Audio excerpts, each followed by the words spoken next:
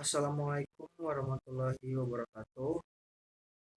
Izin memperkenalkan diri, nama saya Adam Fadilatullah dengan lahir 096 dari kelas C angkatan 2022.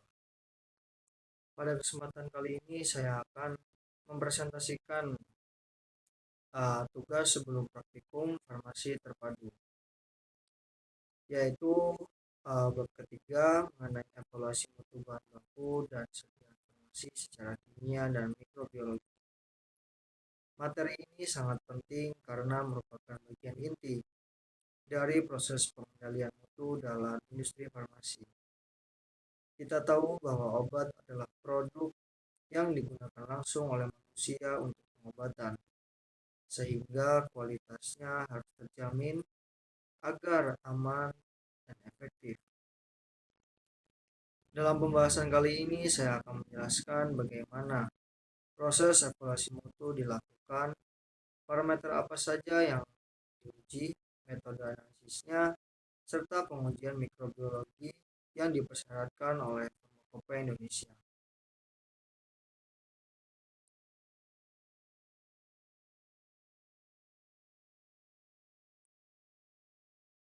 Di sini saya akan menjelaskan pendahuluan terlebih dahulu. Evaluasi mutu bahan baku dan sediaan farmasi merupakan langkah yang sangat penting untuk menjamin kualitas, keamanan, dan efektivitas suatu produk obat. Sebelum suatu obat dipasarkan, obat tersebut harus melalui serangkaian pengujian untuk memastikan bahwa semua komponen dan proses produksinya sesuai dengan standar yang berlaku.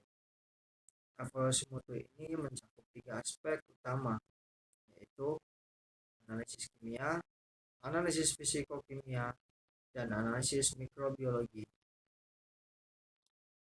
Ketiganya memiliki peran berbeda namun saling melengkapi.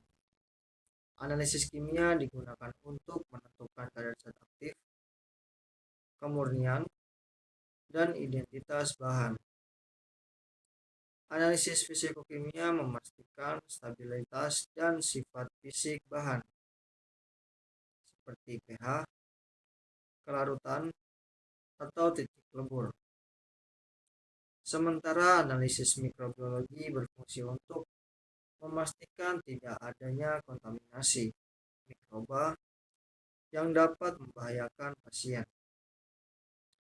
Tujuan akhirnya adalah memastikan bahwa setiap sediaan farmasi yang diproduksi memiliki mutu yang konsisten, aman digunakan, serta sesuai dengan standar regulasi yang tercantum dalam Farmakopeia Indonesia.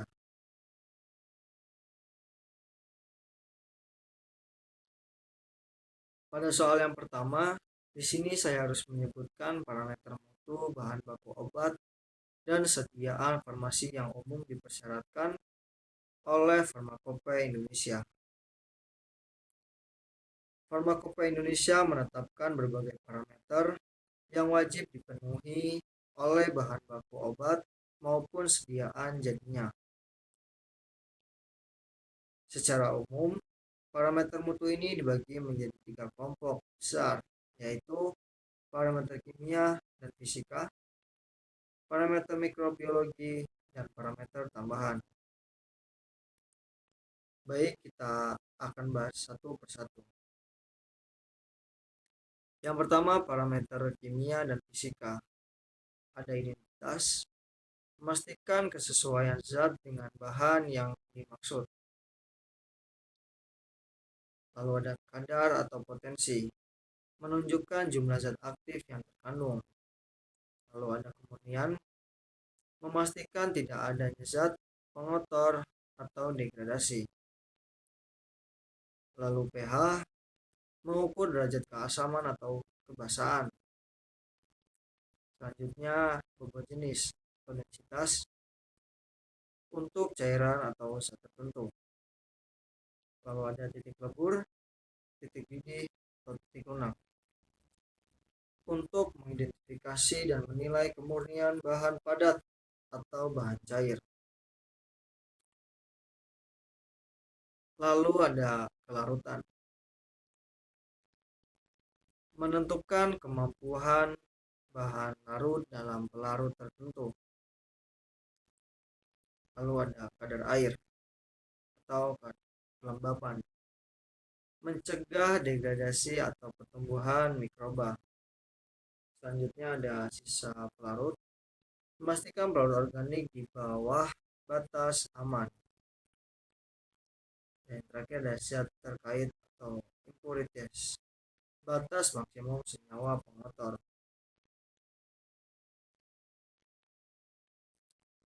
Baik, yang kedua, parameter mikrobiologi. Ada jumlah cemaran mikroba total, batas jumlah mikroorganisme aerob dan jamur atau kapang. Selanjutnya ada ketiadaan mikroba patogen. Contohnya seperti Escherichia coli, Streptococcus aureus, Pseudomonas aeruginosa, dan Salmonella sp. Lalu ada uji sterilitas untuk sediaan steril, misalnya injeksi, tetes meta, dan yang lainnya. Yang terakhir ada uji endotoksin atau pirogenitas, memastikan tidak adanya pirogen atau toksin bakteri. Yang ketiga, parameter tambahan. Ini tergantung bentuk sediaannya. Ada uji disolusi atau disentrifugasi untuk sediaan padat oral. Lalu ada uji viskositas dan homogenitas untuk sediaan cair atau semi solid. Yang terakhir ada stabilitas fisik dan kimia, memastikan kestabilan selama penyimpanan.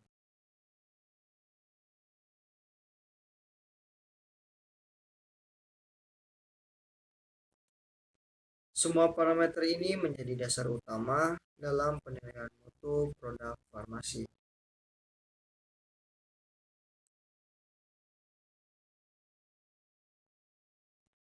Baik, selanjutnya untuk tugas yang kedua, di sini saya harus menyebutkan metode analisis kimia dan fisikokimia yang umum digunakan di farmakope Indonesia.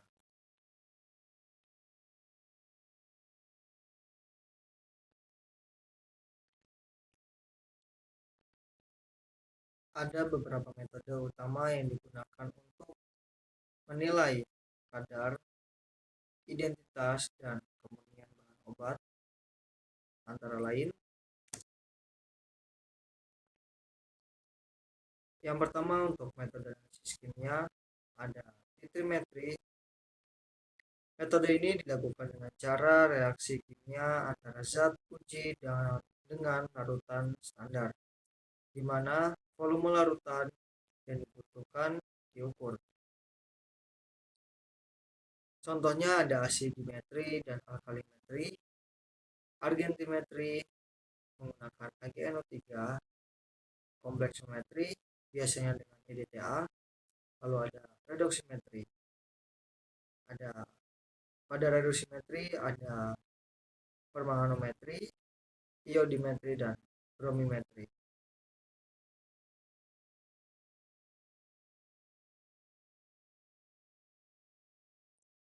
Lalu ada gravimetri. Metode ini berdasarkan pengukuran berat, baik berat endapan atau residu yang dihasilkan setelah reaksi. Biasanya digunakan untuk analisis senyawa anorganik. Lalu ada spektrofotometri UV visible, digunakan untuk mengukur penyerapan cahaya oleh zat pada panjang gelombang tertentu. Dari hasil absorbansi kita dapat menentukan konsentrasi atau kadar suatu zat aktif. Lalu ada spektrofotometri serapan atau metode ini digunakan khusus untuk analisis logam berat seperti besi, tembaga, atau seng. Yang terakhir ada kromatografi, merupakan teknik pemisahan senyawa yang sangat penting dalam analisis obat. Ada beberapa jenis kromatografi seperti kromatografi lapis tipis, kromatografi gas, dan kromatografi cair kinerja tinggi atau HPLC. HPLC adalah salah satu metode paling akurat untuk memisahkan, mengidentifikasi, dan menentukan kadar zat aktif serta pengotor dalam sediaan farmasi. Selanjutnya ada metode fisikokimia. Metode ini digunakan untuk mengukur sifat fisik dari bahan serta memastikan kestabilan sediaan selama proses produksi dan penyimpanan. Beberapa metode yang umum digunakan antara lain, yang pertama ada pH meter, mengukur derajat keasaman atau kebasahan suatu larutan. Lalu ada refraktometri untuk mengukur indeks bias zat cair dan membantu identifikasi suatu bahan. Lalu ada polarimetri, digunakan untuk senyawa kiral yang dapat memutar bidang cahaya terpolarisasi. Lalu ada titik lebur, titik didih, titik nyala, digunakan untuk identifikasi dan menentukan kemurnian suatu bahan. Lalu ada bobo jenis atau densitas untuk menentukan massa jenis zat cair atau larutan. Lalu ada spektroskopi inframerah atau IR untuk identifikasi gugus fungsi suatu senyawa. Lalu ada termografimetri untuk menentukan stabilitas termal suatu bahan. Dan yang terakhir ada uji kadar air. Dapat dilakukan dengan metode Carl Fisher atau pengeringan konvensional. Semua metode ini memberikan gambaran tentang stabilitas dan karakter fisik suatu bahan baku obat.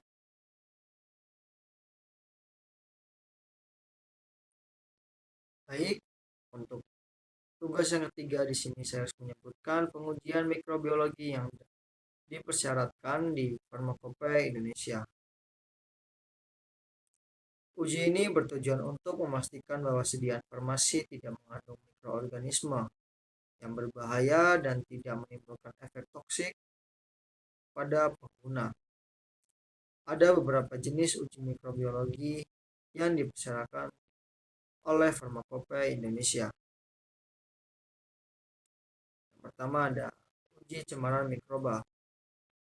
Digunakan untuk menilai jumlah dan jenis mikroorganisme dalam sediaan non-steril, yaitu meliputi untuk poin yang pertama, uji angka lempeng total. Di sini mengukur jumlah total bakteri aerob hidup dalam sampel. Dilakukan dengan menanam sampel pada media nutrien agar atau flat cone agar, kemudian diinkubasi. Hasilnya dinyatakan dalam CFU per G atau CFU per mililiter. Tujuannya untuk memastikan jumlah bakteri tidak melebihi batas maksimum yang ditetapkan oleh Farmakopeia Indonesia.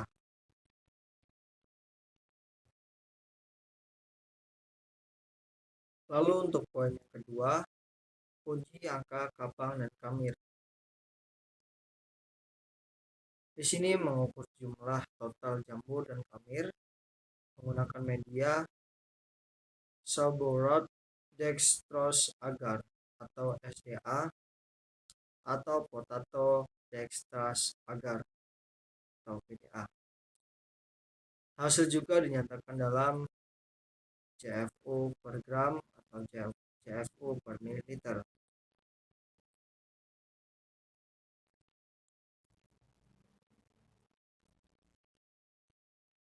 Lalu untuk poin yang ketiga, uji angka paling mungkin digunakan untuk menghitung jumlah mikroba dalam bentuk cair atau sampel dengan kontaminasi rendah. Berdasarkan prinsip probabilitas pertumbuhan mikroba pada beberapa tumbuhan media, umumnya digunakan untuk mendeteksi bakteri coliform atau E. coli dalam bahan atau sediaan cair. Hasilnya dinyatakan dalam APM per mililiter atau APM MPN per mililiter. Yang terakhir ada uji ketiadaan mikroba patogen. Di sini untuk memastikan tidak terdapat mikroorganisme berbahaya seperti Escherichia coli, Streptococcus aureus, Pseudomonas aeruginosa, Salmonella sp, dan Clostridium sp untuk sediaan tertentu.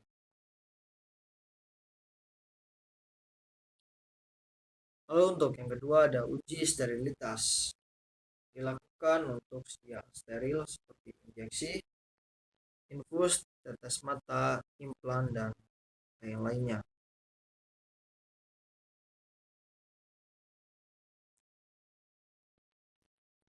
Metode yang digunakan bisa filtrasi membran atau inokulasi langsung dengan media seperti fluid thioglocolate medium atau FTM untuk bakteri aerob atau anaerob, dan sorbin casing diges medium atau SCDM untuk jamur dan bakteri aerob. Yang ketiga ada uji endotoxin bakteri atau BET, Bacterial Endotoxin Test, menggunakan reagen LAL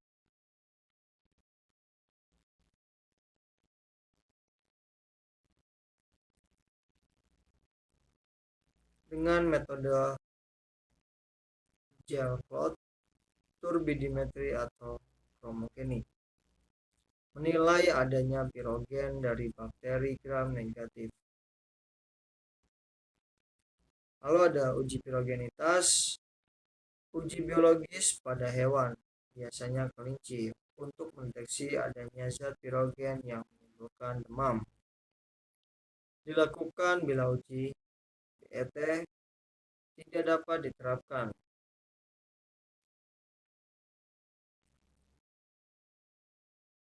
Dan yang terakhir ada uji efektivitas pengawet antimikroba. Uji ini menilai kemampuan bahan pengawet dalam sediaan untuk menghambat pertumbuhan mikroorganisme. Biasanya menggunakan mikroba seperti E. coli, S. aureus, P. aeruginosa, Candida albicans, dan Aspergillus niger. Dalam semua uji tersebut, kita dapat memastikan bahwa obat yang beredar benar-benar aman dari cemaran mikroba dan layak digunakan oleh pasien.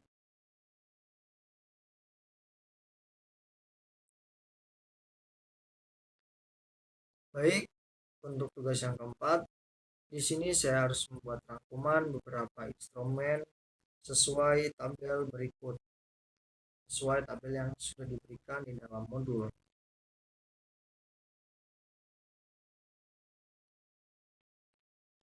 Yaitu ada spektrofotometri UV visible, spektrofotometri inframerah, kromatografi cair kinerja tinggi atau KCKT atau HPLC, dan ada kromatografi lapis tipis atau KLT. Baik, yang pertama untuk prinsip metode. Untuk spektrofotometri UV visible, berdasarkan penyerapan cahaya UV atau visible oleh molekul. Sedangkan untuk IR, berdasarkan penyerapan radiasi inframerah oleh ikatan molekul. Lalu untuk HPLC, pemisahan berdasarkan interaksi antara fase diam dan fase gerak cair.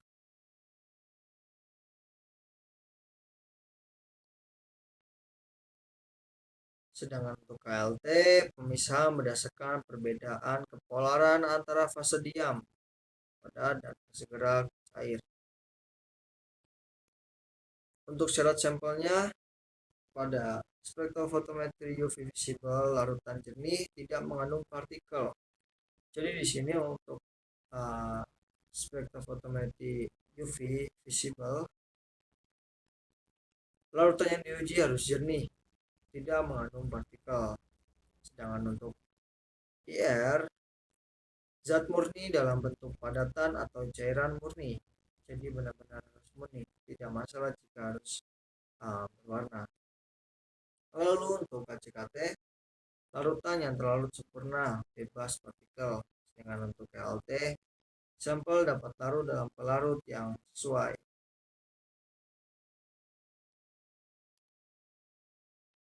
Lalu untuk prinsip analisis kualitatif, untuk UV visible berdasarkan panjang gelombang maksimum atau lambda max.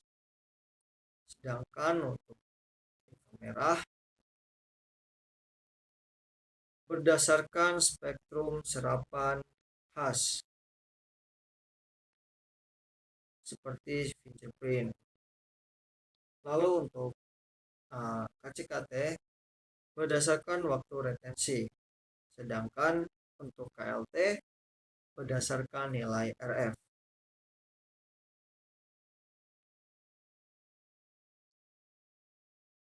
Lalu untuk yang keempat, prinsip analisis kuantitatif. Untuk spektrofotometri UV visible berdasarkan hukum Lambert-Beer.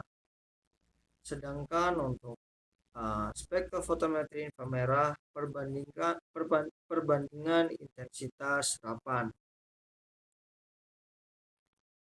Lalu untuk KCKT, luas puncak kromatogram berbanding lurus dengan konsentrasi. Sedangkan untuk KLT, intensitas noda dibandingkan dengan yang standarnya. Yang kelima, faktor-faktor yang mempengaruhi untuk spektrofotometri UV visible, panjang gelombang, pelarut, kejenihan larutan, dan suhu. Sedangkan untuk inframerah, ketebalan sampel, interferensi air, dan pelarut juga. Sedangkan untuk KCKT, komposisi fase gerak, laju alir, suhu kolom, dan jenis kolom. Sedangkan untuk KLT, jenis pelat, fase gerak, suhu, kelembapan, waktu pengembangan, seperti itu.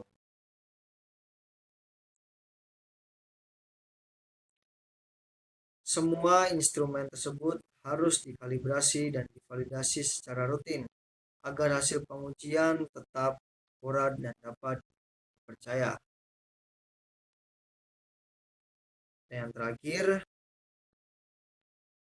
di sini saya harus membuat rangkuman mengenai metode uji mikrobiologi sesuai tabel yang sudah diberikan di dalam modul.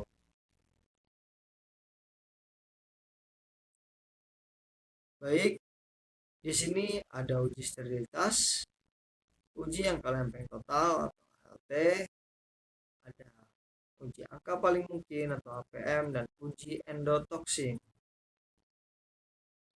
Yang pertama untuk prinsip metodenya.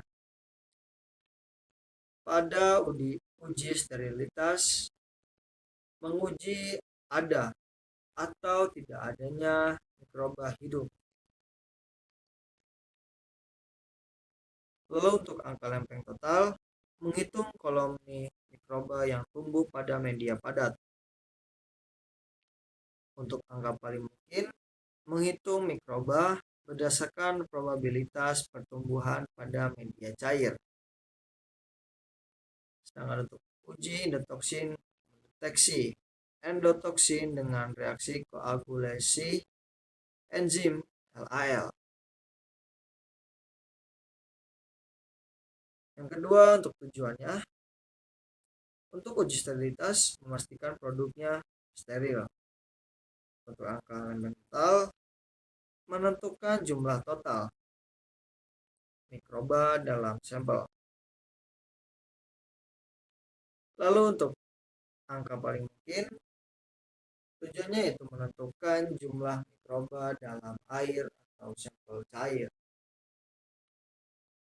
Sedangkan untuk uji endotoksin, tujuannya memastikan tidak adanya endotoksin bakteri atau virogen. Lalu untuk media yang digunakan pada uji sterilitas, medianya yaitu fluid thioglycolate medium dan soybean casein digest medium. Sedangkan untuk ALT, nutren agar dan sabouraud dextrose agar. Untuk angka paling mungkin, medianya yaitu lactose broth dan brilliant granule broth. Untuk uji endotoksin menggunakan media reagen LAL.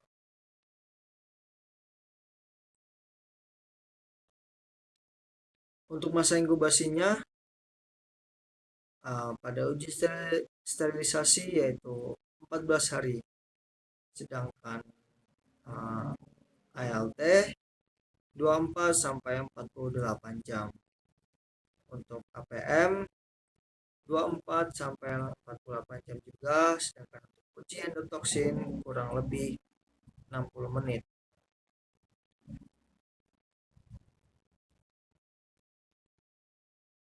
Yang kelima, ada interpretasi data.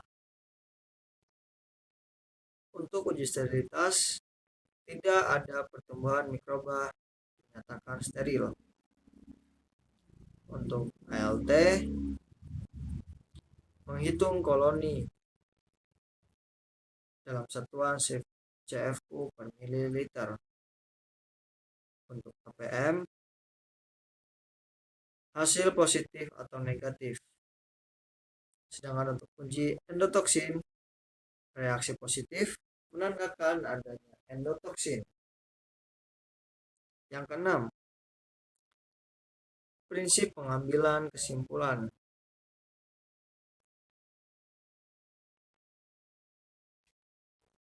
Untuk uji sterilitas, jika tidak ada pertumbuhan mikroba, dinyatakan steril. Untuk ALT, jumlah mikroba kurang dari atau sama dengan batas sesuai farmakope. Untuk APM, MPN kurang dari atau sama dengan batas sesuai pada farmakope. Sedangkan untuk uji endotoksin, tidak terbentuknya gel atau reaksi negatif sama dengan memenuhi persyaratan. Lalu untuk yang ketujuh, faktor-faktor yang mempengaruhi pada uji sterilitas dipengaruhi kondisi aseptis, media, waktu inkubasi, dan suhu. Sedangkan pada ALT, faktor yang mempengaruhi yaitu homogenitas, teknik penanaman, dan sterilisasi alat. Kalau untuk angka paling mungkin, faktor yang mempengaruhi yaitu volume sampel dan kondisi inkubasi. Sedangkan pada uji endotoksin, faktor yang mempengaruhi yaitu suhu, pH, pengenceran sampel, dan kontaminasi silang.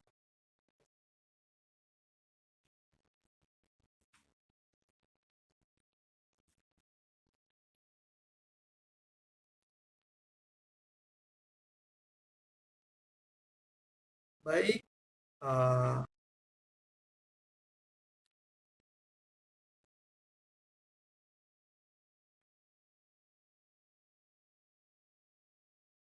Dari pembahasan yang sudah saya paparkan, saya mengambil kesimpulan yaitu yang pertama, evaluasi mutu bahan baku dan sediaan farmasi mencakup pemeriksaan parameter kimia, fisika, dan mikrobiologi.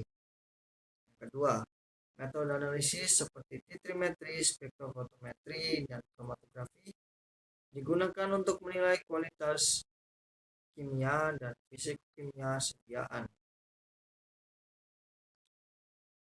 Lalu untuk uji mikrobiologi seperti uji sterilitas, angka lempeng total, angka paling mungkin, dan endotoksin menjamin produk bebas kontaminasi mikroba. Seluruh proses evaluasi didasarkan pada standar farmakope Indonesia yang menjadi acuan dalam pengawasan mutu obat di industri farmasi. Dengan penerapan evaluasi mutu yang tepat, dapat dihasilkan produk obat yang aman, stabil, dan memenuhi standar kualitas nasional maupun internasional.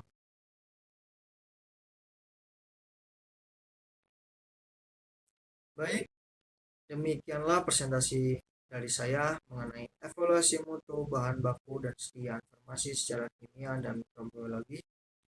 Semoga penjelasan ini dapat membawa wawasan kita semua tentang pentingnya proses evaluasi mutu dalam dunia kefarmasian. Terima kasih atas perhatiannya. Saya ucapkan terima kasih. Saya akhiri. Assalamualaikum warahmatullahi wabarakatuh.